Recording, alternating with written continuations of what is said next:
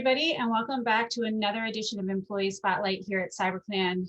We continue to talk about how our team is growing and growing and growing, and I am so excited to be welcoming Ymara Magloire to the Employee Spotlight today. Ymara, welcome to CyberClan and to our Employee Spotlight. Thank you, Erin, for having me. I'm so excited to be here. Absolutely. So what we always try to do is start off these episodes with a little information about who you are, what your role is at CyberClan, and maybe just a little bit of information around how this became your career path. Sure. So I am a junior security engineer at CyberClan. I studied cybersecurity undergrad, and I have an MBA in international business. Oh, that's great. You know, we at CyberClan really value not just having that cybersecurity knowledge, but the idea that we carry a lot of business acumen along with our knowledge around cybersecurity helps to make a lot of our clients feel comfortable that we understand what might be happening in their business. So that is really awesome. Where are you located right now? Because we are a 100% virtual company. We were before COVID. We will be afterwards. I'm just curious, what part of the world can we find you in? I'm in New York City. Great New York City, the Big Apple. Absolutely. That's so great. Okay. I don't know that I've met one of our employees yet that's based in New York City. So that's a lot of fun. Don't know anyone else from New York City yet either, but I'm sure there has to be someone. There's got to be. I mean, I'm told that on Monday we are hitting our 100th employee just this year. We've grown, I think, from 9 or 12. I need to at some point solidify that statistic because I keep waffling back and forth between 9 and 12. But we started somewhere below 20 at the beginning of the year, and it's just amazing to me that we're going to hit 100 on the 14th of December. So tell me a little bit why you wanted to get into cybersecurity. What led you into those degrees in this particular field? Sure. Well, when I was in high school, I did a program called Girls Who Code.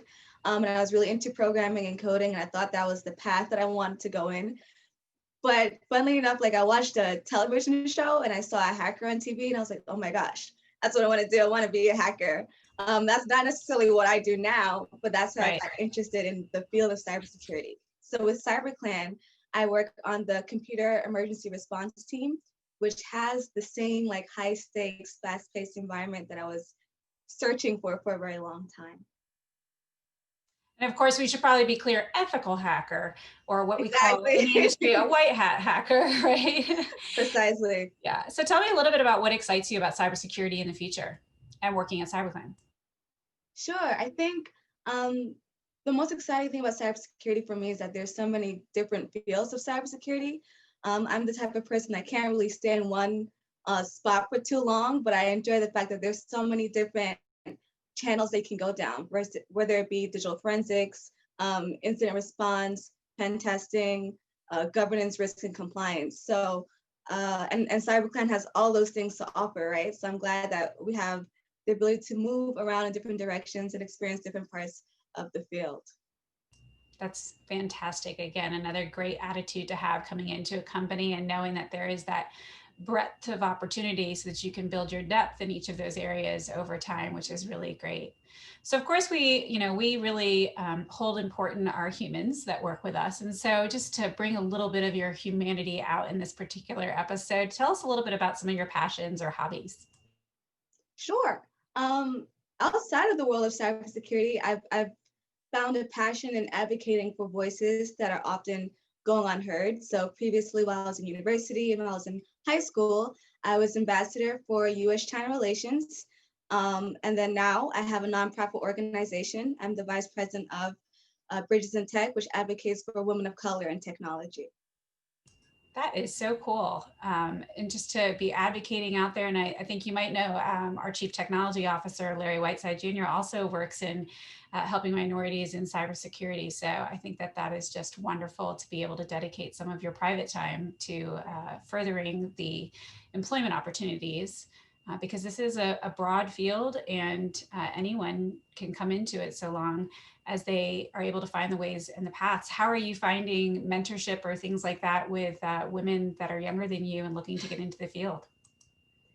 It's interesting because a lot of people in my organization are older than me. I'm actually quite young. I just finished my master's last year. But it's been going well. I enjoy it. We usually have happy hours, so it's a very relaxed conversation of providing resources and tools to help women succeed. But the most important part is just having the community to go to. So whenever you're stressed about anything, or you want to vent, or you have an exciting opportunity you want to discuss, just having that community there that you can discuss those things with. That's great.